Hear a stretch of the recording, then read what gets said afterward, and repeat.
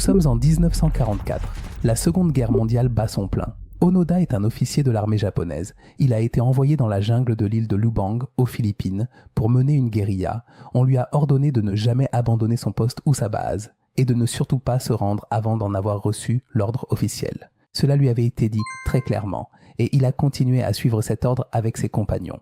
En 1945, la guerre s'est terminée, mais comme Onoda n'avait reçu aucun ordre, il a refusé de se rendre. Les gouvernements japonais et américains ont largué des tracts par hélicoptère, fait des annonces au mégaphone, essayant par tous les moyens de lui dire que la guerre était finie et qu'il pouvait sortir. Mais il refusait catégoriquement de sortir sans l'ordre de son commandant. Savez-vous combien de temps cela a duré ? 30 ans. En 1974, un voyageur nommé Norio Suzuki a fini par le retrouver en le traquant dans la forêt et a tenté de le raisonner. Quand Onoda a été ramené au Japon, tout le monde a commencé à l'appeler Hiro Onoda, parce qu'il s'était battu pendant toutes ces années pour respecter ses ordres. Mais cet honneur n'est pas le point essentiel pour moi. Ce qui compte, c'est ce qui est arrivé à Hiro Onoda par la suite. Quand il est rentré et a réalisé qu'il avait passé toutes ces années à faire quelque chose de totalement vide de sens, il a sombré dans un profond désespoir.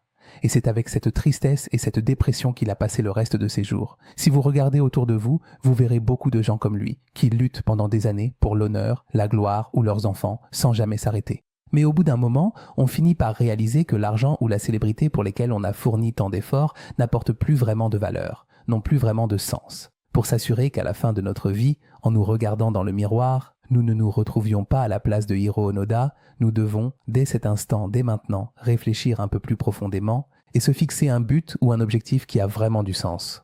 Pouvez-vous citer un tel objectif profond ? Ou bien remarquez-vous aussi des gens qui mènent une vie vide de sens, tout comme Hiro Onoda ?